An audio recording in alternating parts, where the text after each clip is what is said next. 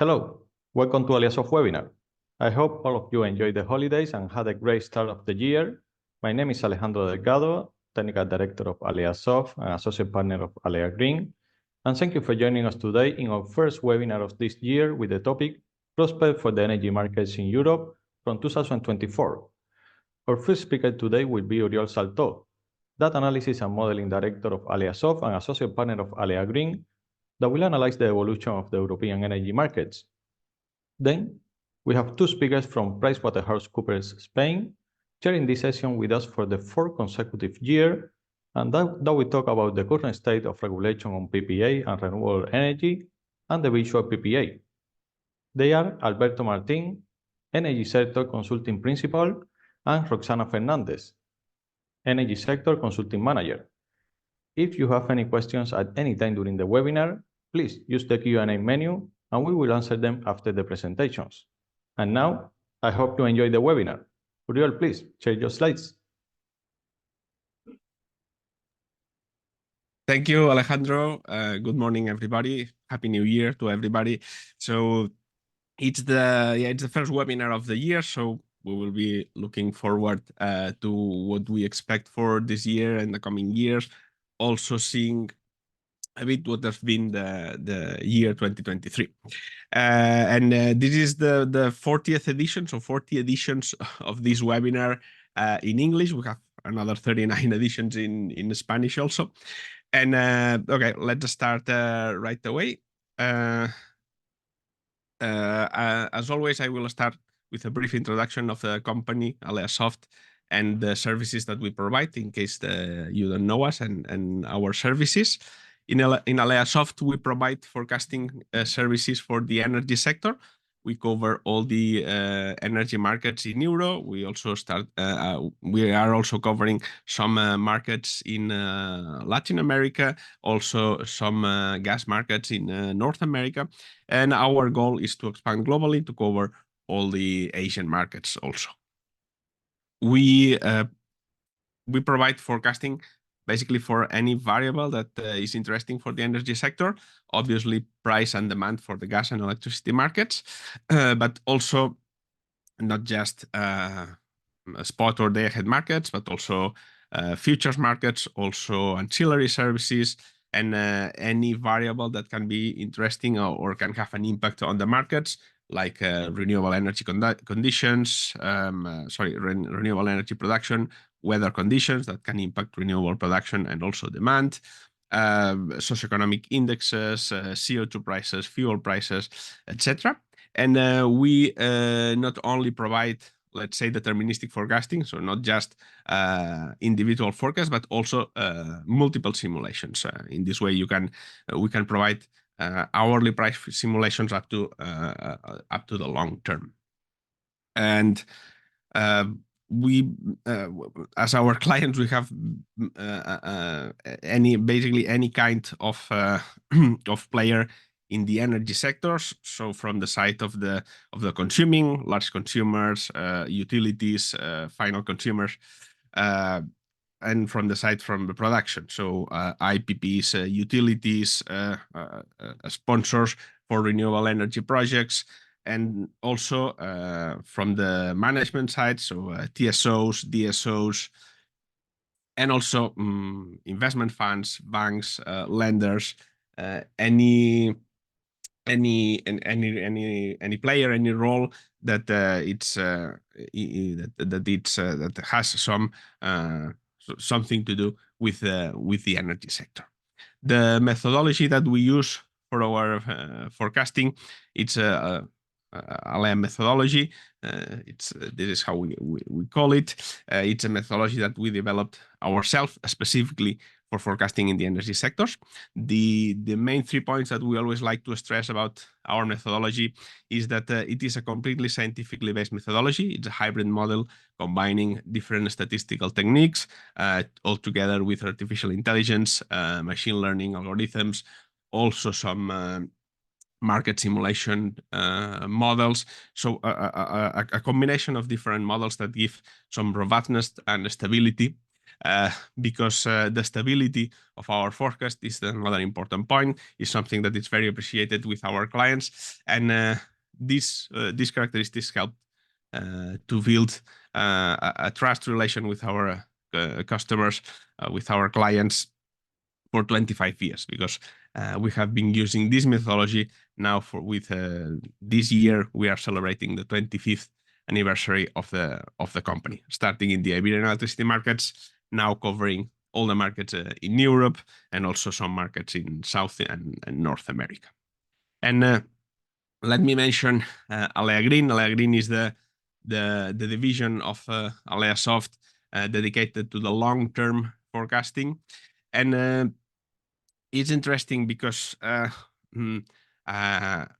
we have as our clients basically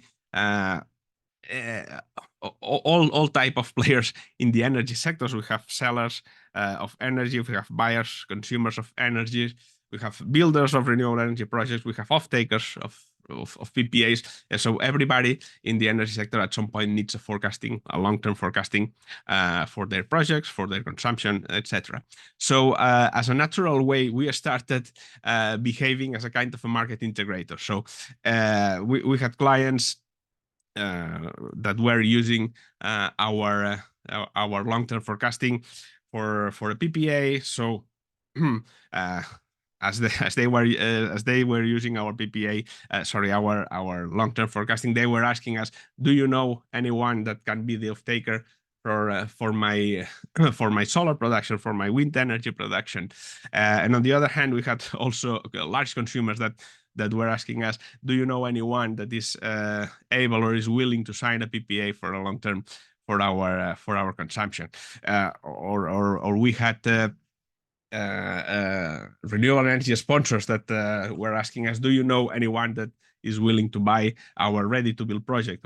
And on the other hand, we had as clients investment funds that were asking us, do you know anyone that is willing to sell already built project or a ready-to-build project of renewable energy production? So kind of naturally, kind of organically, we start being like this market integrator and building a hub with all our clients. And well, we decided to kind of standardize these services. So we are offering market integrator services for PPAs. So for PPA, for off-takers looking for renewable energy projects and renewable energy projects looking for off-takers, we try to profile the needs of each one and trying to find the better counterpart among the hub of our clients. Also, we offer market integrated services for renewable energy assets and renewable energy projects. So people willing to buy or willing to sell an energy project at any stage. We also offer this kind of looking the best counterpart for your sell or your buy of the energy of the renewable energy project.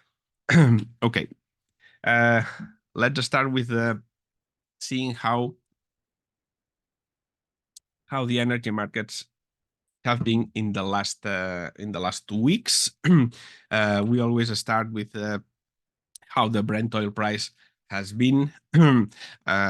Now we are starting our graphs on the beginning of 2023, so we no longer have the high peaks that we had in our during 2022. So now the graphs are more in a proper scale, and we are able to see properly the last movements, because before we're just a little bit out of scale due to the prices in 2022. So right now, Brent prices, if you remember, in our last webinar, it was in the more or less in middle of December. We said how this downward trend of oil prices were approaching the $70 per barrel mark. It was an important minimum, and it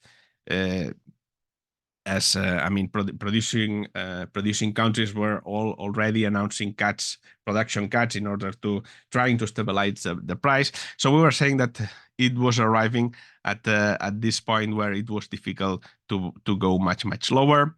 And basically since then, prices have been pretty stable around $75-80 per barrel.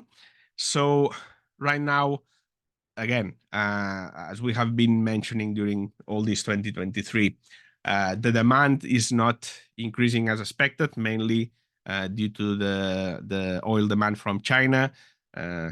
It's been going out of this very long COVID crisis, and demand has been not increasing as expected. So very timid demand increase with a lot of production, because OPEC countries have been announcing production cuts.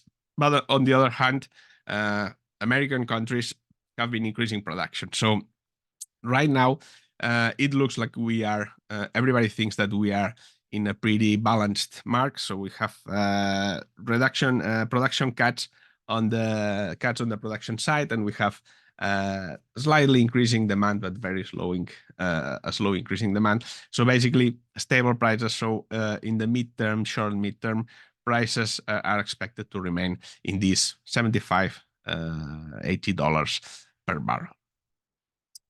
If we look at the gas market, these are the prices for the TTF gas, the benchmark prices in Europe. And basically, as we were seeing in our last webinar, the market is relatively calm. Everything it's basically nothing. It looks like nothing. It's really worrying the market. So prices are slowly going down. We are already below the 30 euros per megawatt, that were the prices that we had in summer. And so right now everything looks very calm. Everything looks stable in the market, although we had important, I would say, important topics that can input some instability into the system. But on the one hand, we have the potential disruption on the LNG supply coming from the problems in the Red Sea and in the Hormuz. And then we also had a cold, very, very low temperatures in the northern part of Europe. So on this side, this would be pressuring the prices up. But on the other hand, we have a lot of reserve. We will see how we have the level of the reserve, but it looks like we have enough gas for all winter.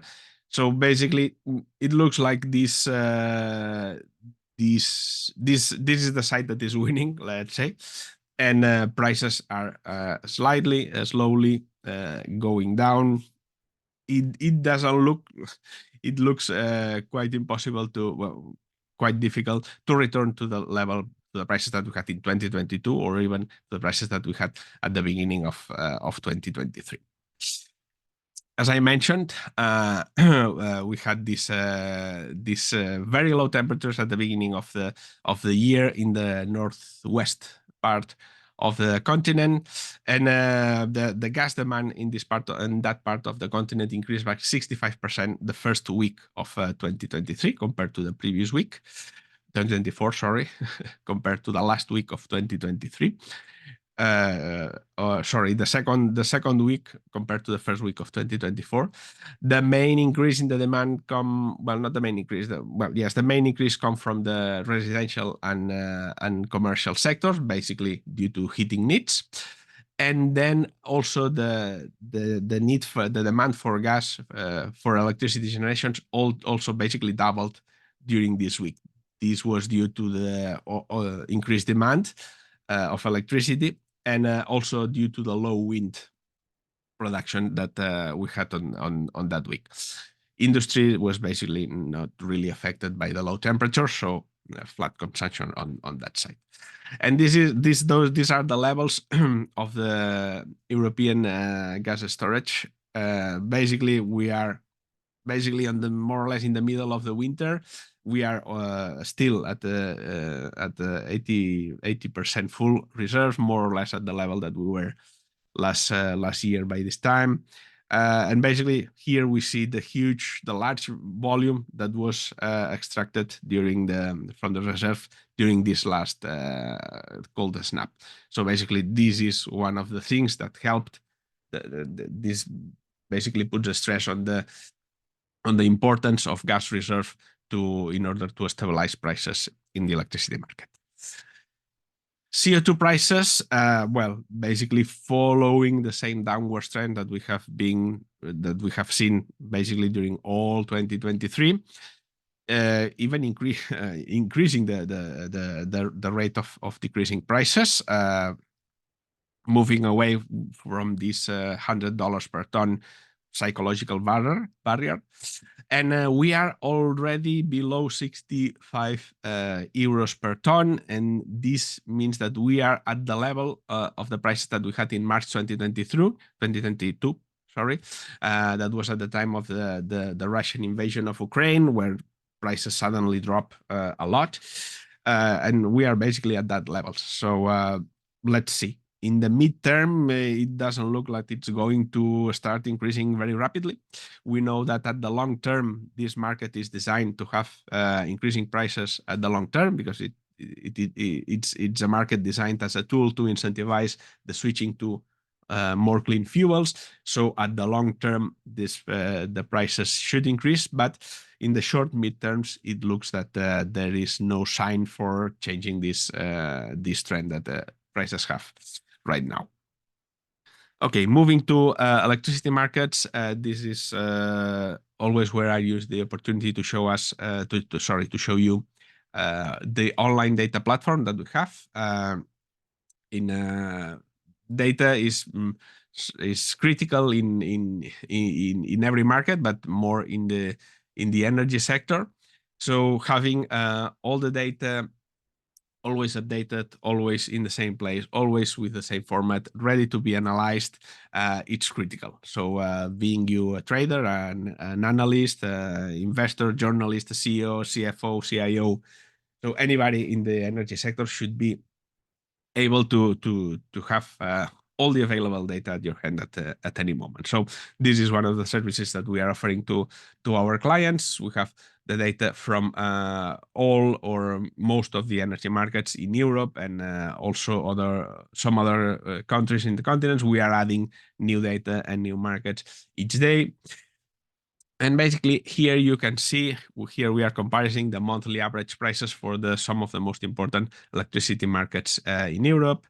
And basically the last full month of data that we have is December.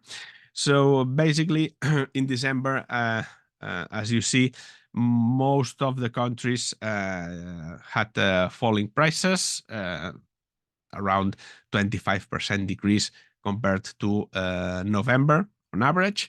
There are two exceptions. As you see, Italy is this green line that Italy is always having the highest prices among the largest European electricity markets. In Italy, prices just decreased by 5%. And Spain and Portugal, the Iberian electricity markets, where prices increased by 15%.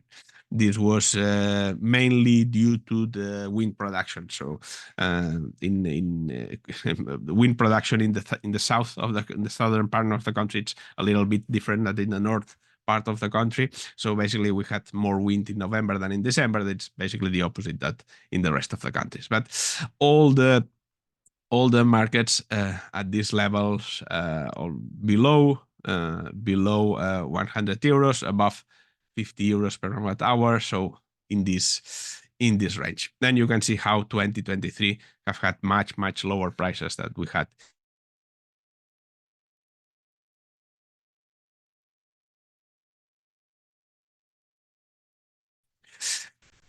Another thing that we can see is that let me see. Okay, these are the daily average prices since November, so we can focus a little bit on the last weeks. Basically, as I mentioned, during December, as you can see, we had very low prices in most of the markets. due to the wind energy production, while in Italy and Spain, that are the green and blue lines here, basically we had much lower wind production during the second part of December. So basically the opposite behavior of prices. And during 2024, prices relatively stable, around but below, in most of the cases, 100 euros per megawatt hour. Another interesting thing that we can show you now that we have closed 2023, this is the monthly electricity demand. Let me show you some monthly electricity demand in Spain. And you can see basically this is since 2017 and since 2019. The decrease in the electricity demand, it's been clear. Here we have the COVID crisis. Here we see April 2023, very, very low prices. We already mentioned and commented it in our webinar in May. Basically, what the interesting thing to show here is how in December, November and October last year, we had an increase with respect to the last 3 months of last year. So if we move to quarterly demand, you can see how Q4 for 2023 was larger than Q4 for 2022. And this is the first quarter that we have an increase since 2021. So it may look that this decreasing electricity demand could start changing. It's difficult to say. According to Red Eléctrica, the TSO in Spain, the demand for industry or large consumers in industry is still decreasing. But, well, probably the demand had something to do with this. We had lower temperatures during this last quarter than we had in 2022. So probably temperatures have something to do with it. But still, it's the first sign that we see in some years that the trend can start to change.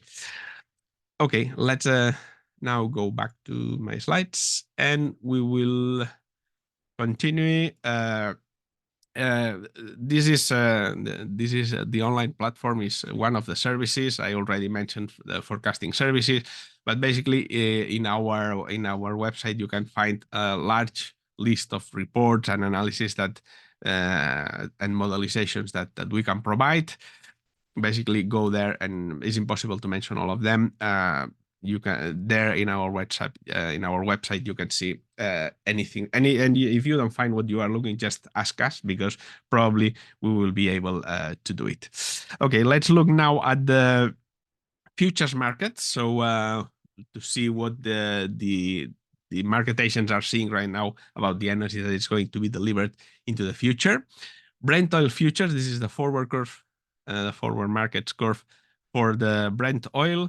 Basically, a little increase in the short term with respect of the curve that we see in our last webinar. It was 4 weeks ago. Basically, no changes. A small increase in the short term, basically following the little increase that the spot prices had. The forward curve for gas, basically, as I mentioned, this sorry. This the reflection that the market is really quiet, really calm.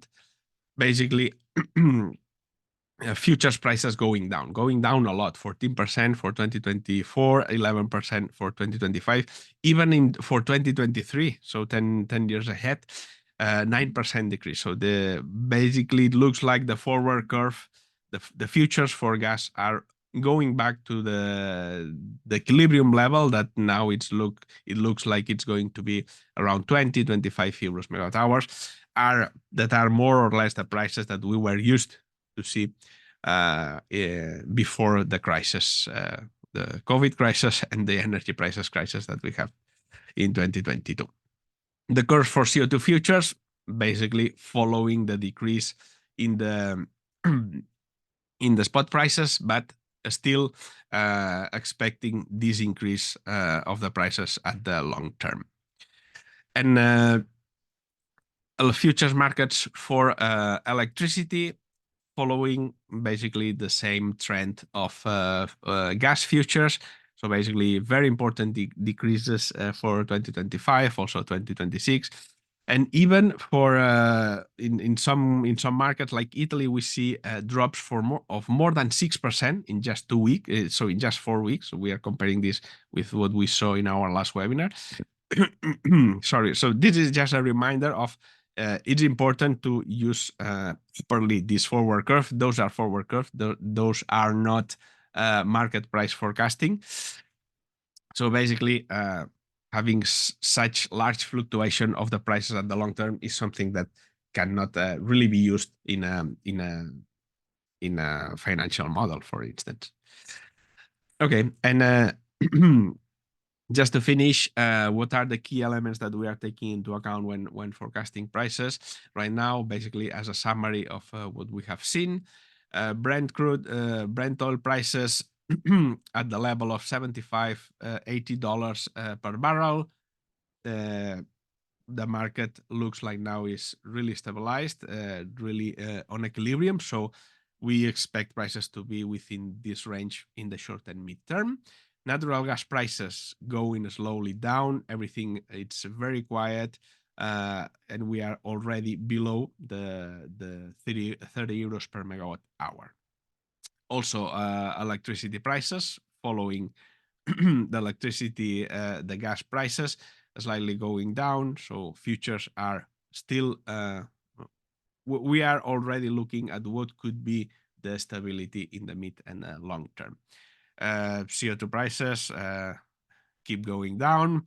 And well, in the long term, nothing changed. The prices at the long term will be driven by renewable energy production, the production of green energy, the battery storage, and the hybridization of all these technologies is going to play an important role in the markets.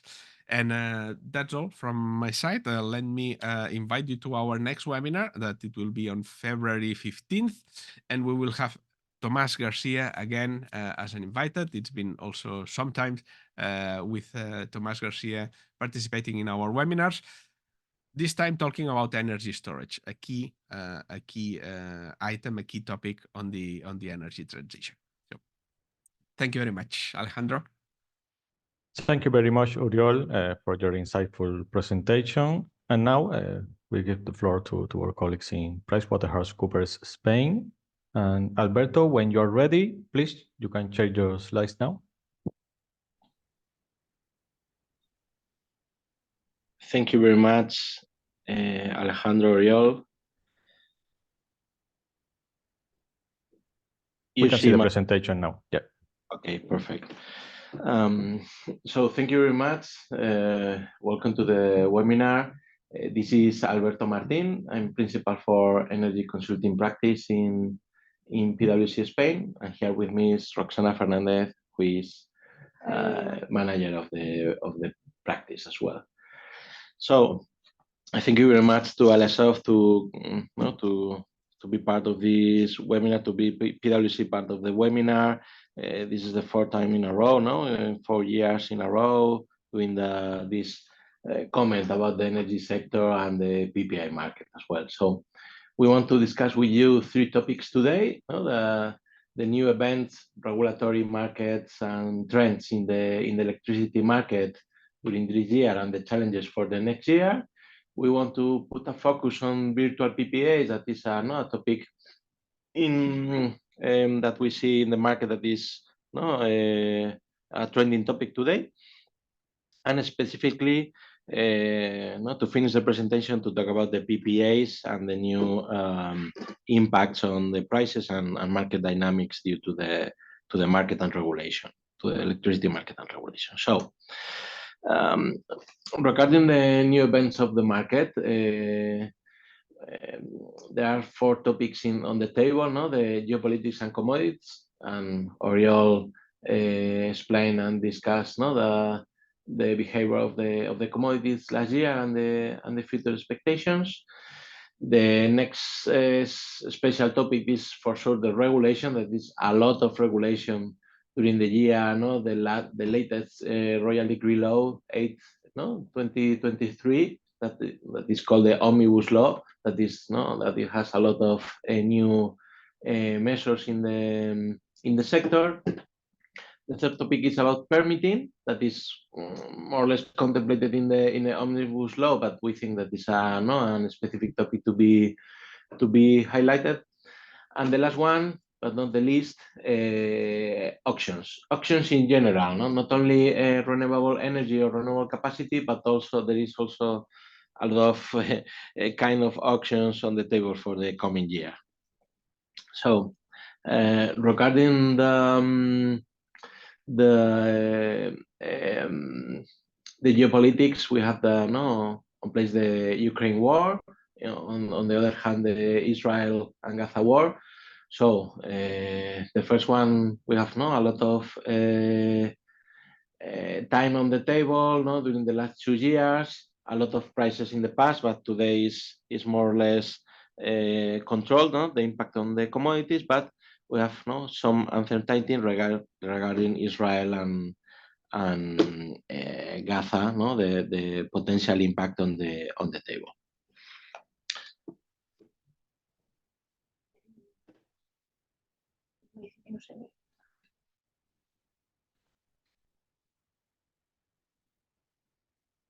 So do you see the presentation? Yes, we can see it fine. Okay, perfect.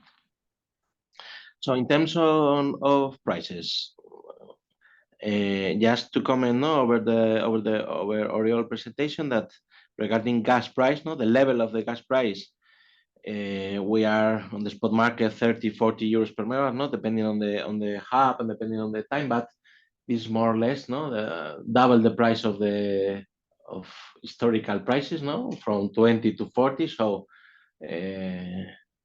we have to take into account that to electricity and gas consumers, this is a huge impact on prices, that you can see in the pool price. That the pool price not double, but more or less multiplied by 1.78. Okay, and regarding the CO2, well, we are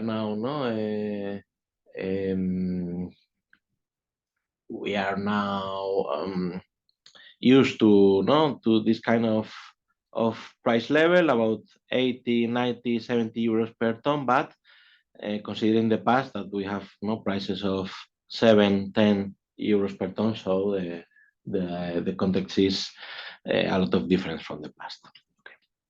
So jumping to regulation, we see there is a lot of regulation in the electricity market in Spain. We want to highlight the latest publications. Okay, the first one is our new electricity plan, that is the PNIEC for the coming years. Okay, the new draft that it has to be approved. This is just a draft. Increases the electricity production, especially for renewable energy. And in terms of new capacity to be installed, we have a historical pattern since 2019 of 5-6 gigawatts of renewable capacity installed per year. And if we want to fulfill the PNIEC target, we need to triple this figure, to jump from 5 to more or less 14, 15. So this is like a challenge for Spain and for all the players in the sector. Regarding the last omnibus law, there is a lot of measures, not only for the energy sector, but also for other sectors. But regarding our concerns, we have the permitting extension that we are going to discuss about it. We have a new incentive for self-consumption. We have the extension of support mechanisms to electro-intensive industry, regarding the TPAs, a reduction on the price of the TPAs.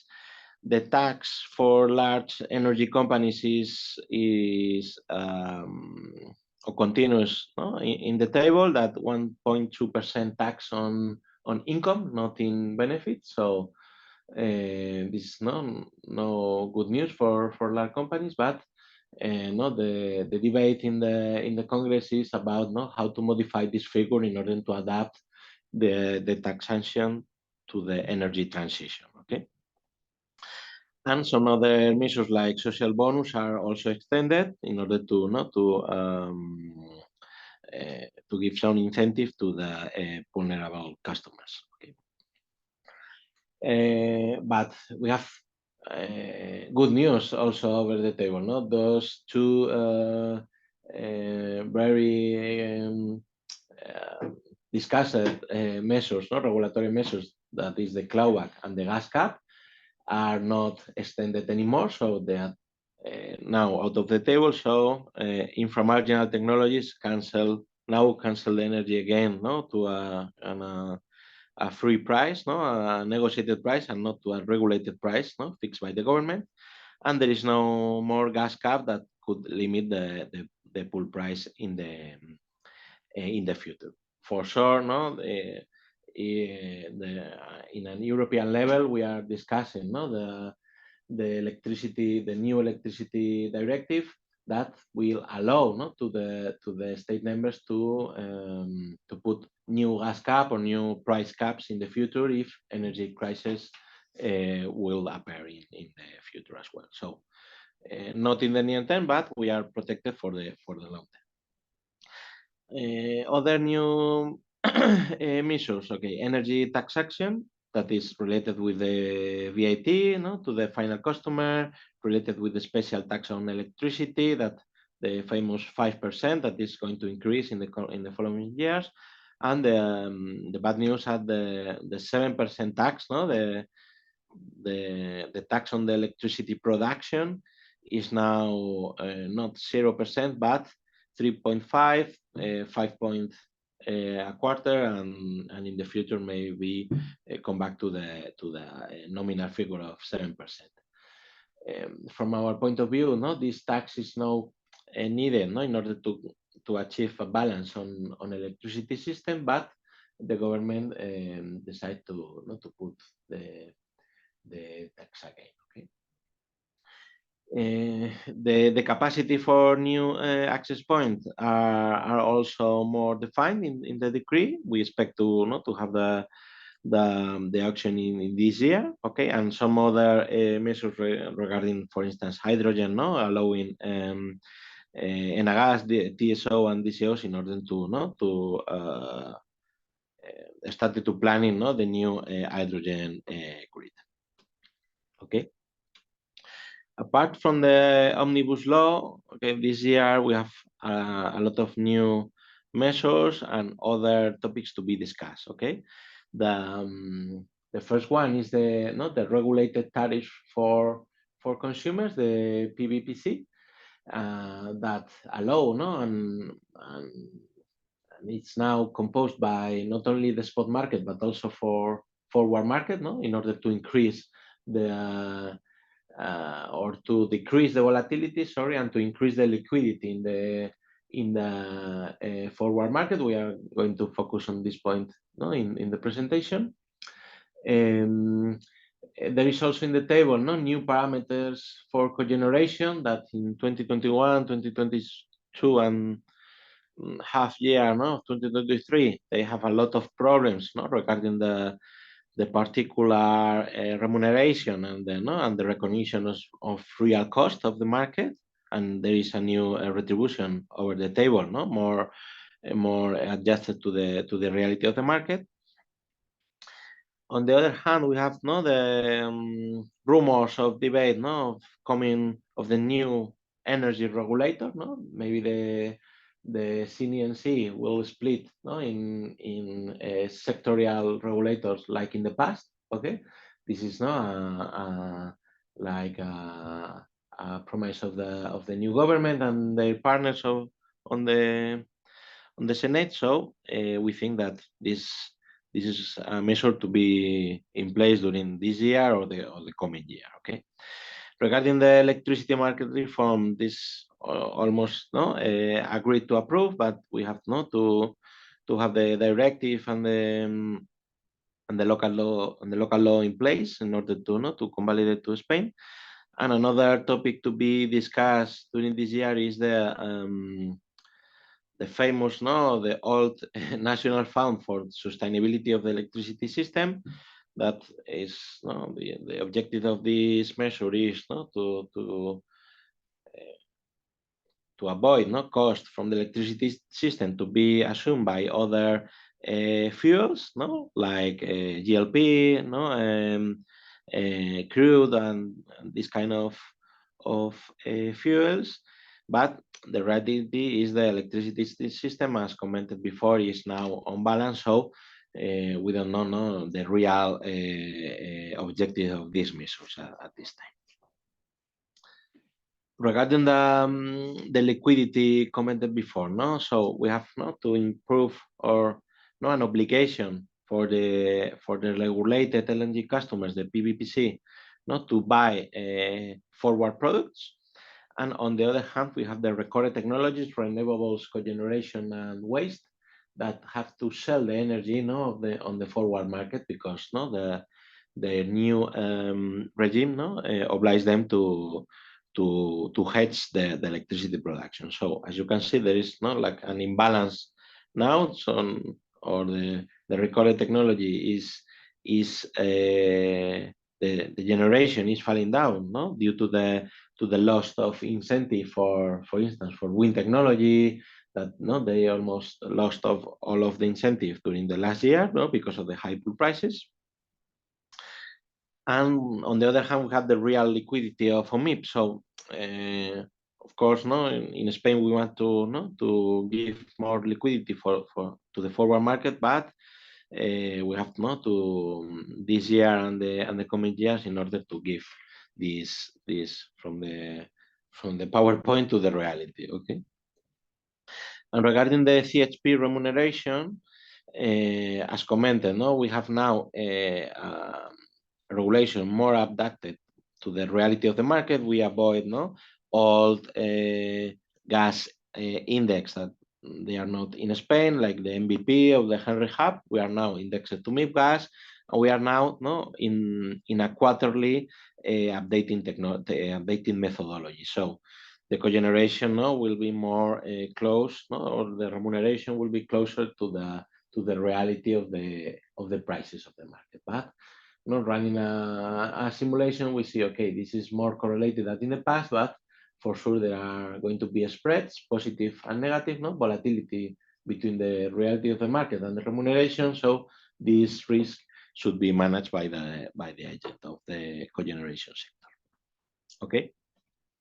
Moving to the permitting, well, as commented, there is an extension of 6 months to the last milestone, in the permitting, and the construction permitting is extended 3 more years. So the real problem will be not now in January, but in July, regarding the authorization, the last milestone to be achieved. And the government says, okay, from now, if in July you fulfill all permitting, you have 3 more years, in order to put the assets, from ready to build to a commission stage. So it's good for the generation, but we have to take into account that the situation is a huge stress in the market, a lot of capacity, a lot of financing to be done. Okay, we are going to comment this topic in the PPAs later in the presentation. And the last topic about the news on the market, we have the auctions. How many auctions are we going to have in Spain? Well, a lot of them. The first one is the renewables, the auction that put in place the new government in 2020. The past year, 2023, we have no renewable auction, so we have to auction more capacity in the future, in order to fulfill the plan established in the regulation. Okay, but maybe the regulator should think about the scheme, especially the prices considered at limit no, the cap price for the auction, no, because the latest one was also well, with no capacity award. So we think that no, this mechanism should be updated. No? On the other hand, no, that we will have the auction for network for new network access. Okay, this scheme is in draft, no, not in place at the moment. There's a lot of nodes, no, located to be auctioned, but the government should modify, no, or approve the terms and conditions of the auction. No? We have in the table as well, no, the offshore wind auction that should be designed slightly different than the renewables, no, that is now in place, because the offshore wind, no, needs not only a stable price, no, in order to sell the energy, but also, no, the connection point and the right of use the zones, no, in order to be located the asset. So from our point of view, no, this new auction should be designed different from the actual one. Okay. Another important auction to be launched is about capacity, no, in order to give, no, to the system, no, enough storage and enough firmance and flexibility. No, this auction should be or is, no, is designed, no, in order to give more new batteries, to new pump, no, hydro pump, or even, no, existing combined cycles, no, in order to them to not disappear from the market and give enough capacity support to the TSO. Okay. And the last auction to be launched is the one related with the, not with the renewables, but with the recurrent, no, with the current regulatory scheme, no, that is the Royal Decree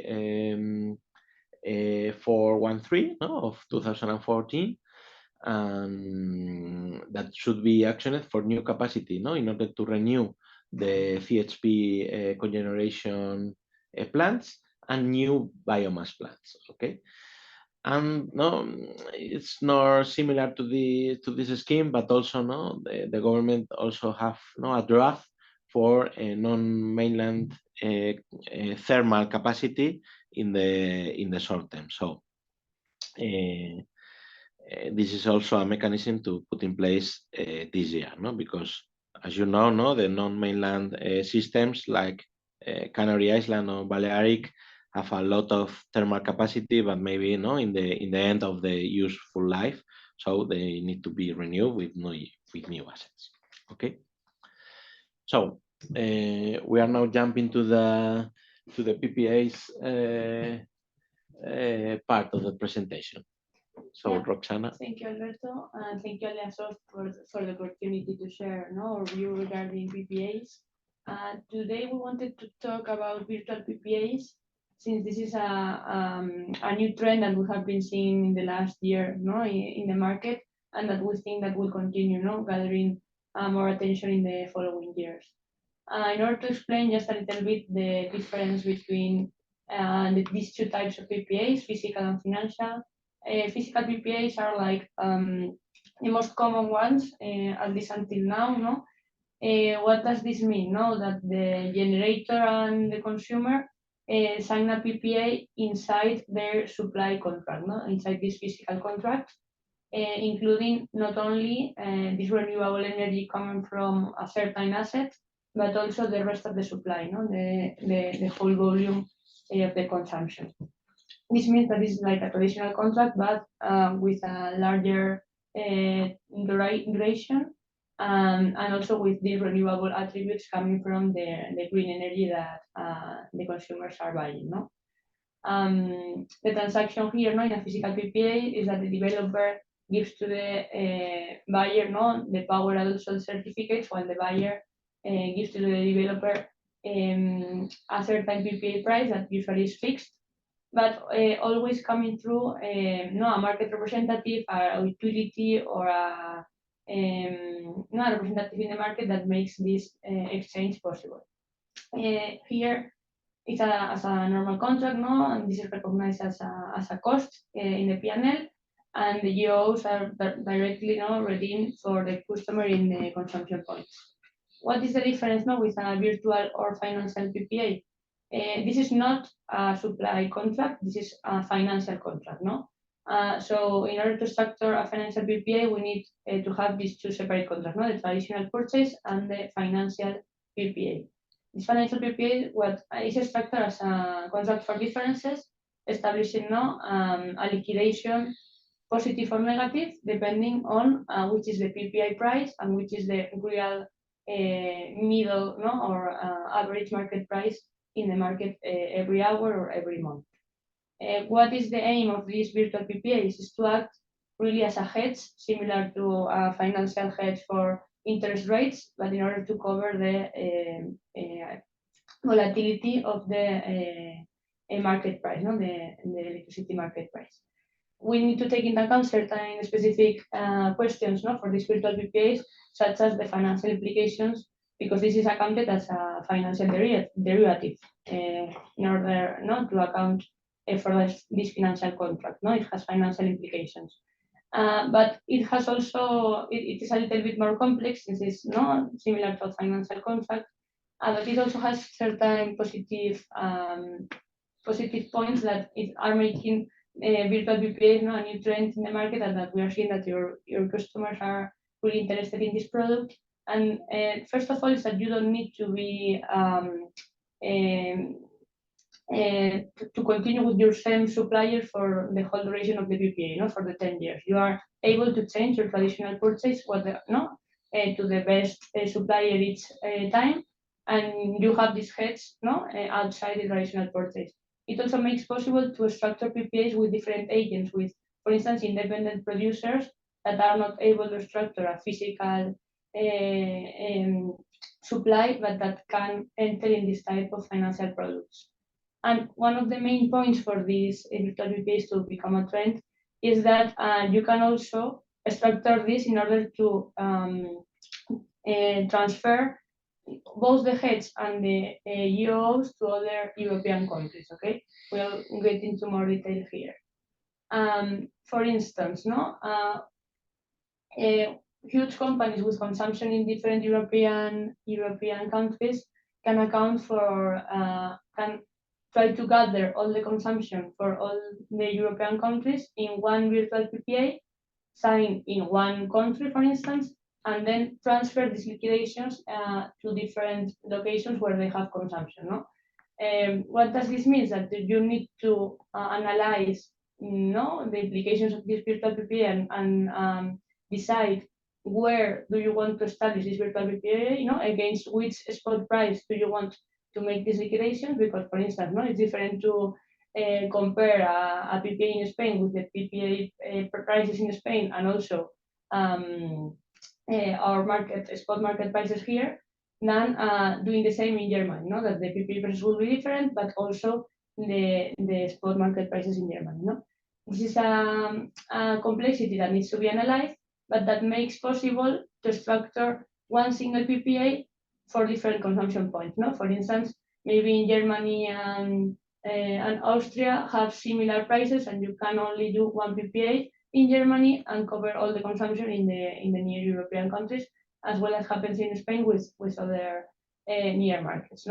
Here the important thing is to bear in mind that you are not having a supply contract, you are only having a liquidation. So we need to analyze really if this expected price of the spot market will be higher or lower to the PPA price that we are fixing, because you may need to pay for that liquidation or to gather some money for this liquidation back.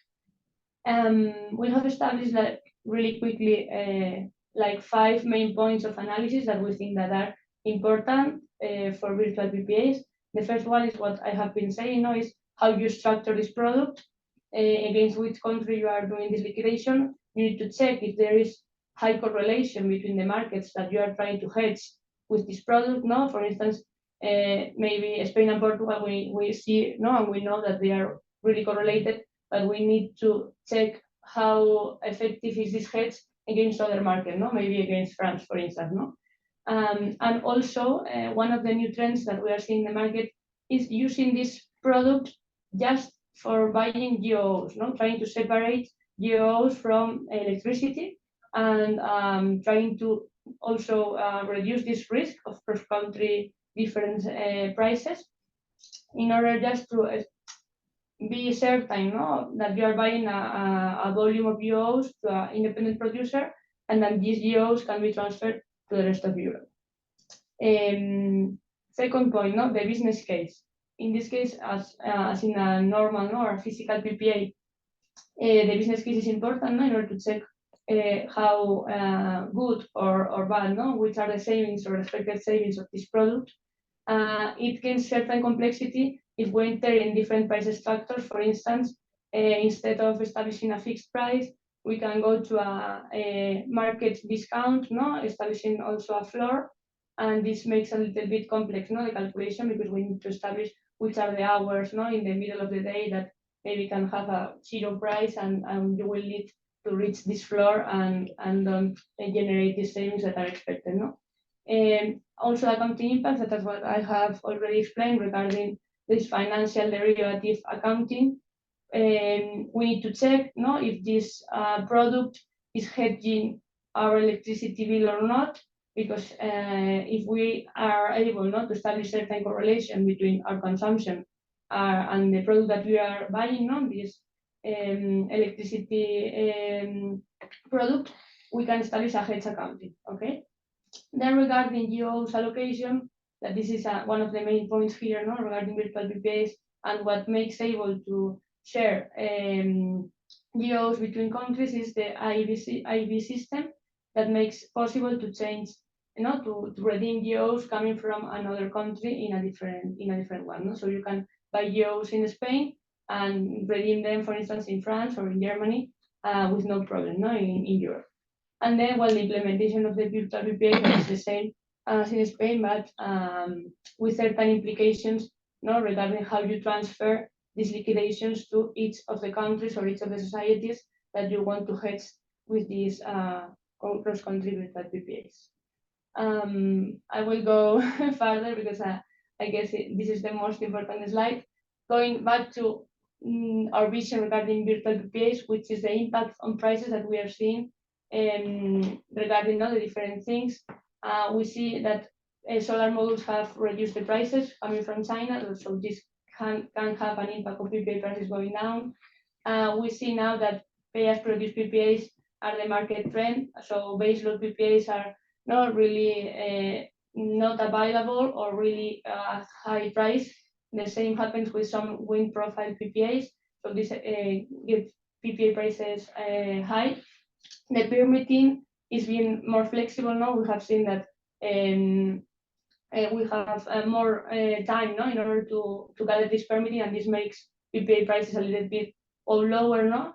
But in the future, we are seeing that this will be generating a funnel effect that will make all projects, no, trying to be constructed or trying to be financing at the same time, and not all of them maybe can go in the same round. No, they will need to be delayed or even some ones cancelled. No, but this will not be coming all up at the same time next year. No, that's for sure. And what I already commented regarding virtual PPAs, no, we are seeing that GOs can be sold separately from the electricity, through this virtual PPA, only buying GOs. And we also are seeing this market structure, separating a cap and floor instead of a fixed price. I'm reaching out of time, I guess, but well, just a quick view on how we analyze these virtual PPAs, which virtual PPAs or physical PPAs, which are the things that we need to take into account. That is the impact on how your company's structure, how impact has it in your operations, the business case, checking the future course, the forward pool prices in order to calculate these possible savings. It's really important how this covers your ESG requirements, if you need bundled or not, or unbundled GOs, for instance, which is the impact on accounting, if you are able to be able to handle these financial derivatives, for instance. And for sure, this hiring process needs to be designed to reduce risks, and it's also useful to have access to the market, to know the producers, and to be able to have a huge view on how the market is structured and how PPAs are coming. And then Albert, I guess.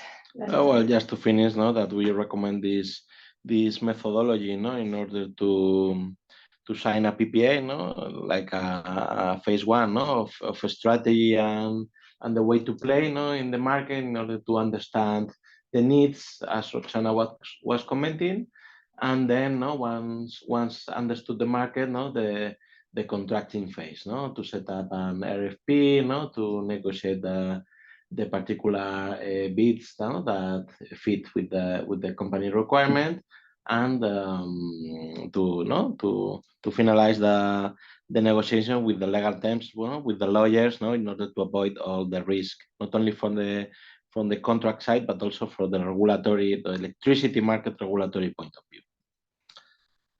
So this is our speech today. Thank you very much, Alejandro. Thank you very much, all of you.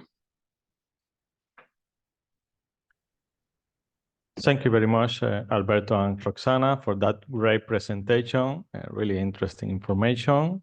And thank you again for sharing this webinar with us once again. And unfortunately, we have run out of time, so we will answer the question that you have asked directly by email. And as Uriel mentioned, I invite you to register to our next webinar in February that we will be sharing again with JLA. And thank you again, Uriel, Alberto, and Roxana, for your presentations, and the audience for joining. Have a nice day. Thank you very much. Goodbye. Thank you very much. Thank you.